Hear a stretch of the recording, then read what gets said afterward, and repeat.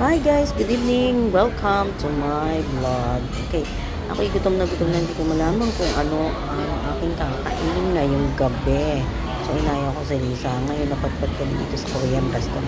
Ay, habang ako papunta sa aming table, nakita akong dalawang Chinese na kiki.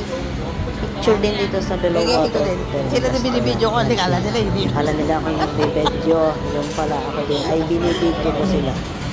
So, hintayin namin yung aming order. Siya nga pala si Lisa. Nakayag ko din kumain dito sa below water. At ako sobrang gutom.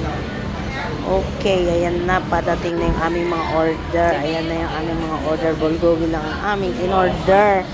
Ay, sulit na yan for good 2 person. At masarap naman diyan. O, diba? Puro gulay. So, ayan. May tamang kwento-kwento naman kami ni Lisa dito. Yan. Butato na, katabaan, kakakain.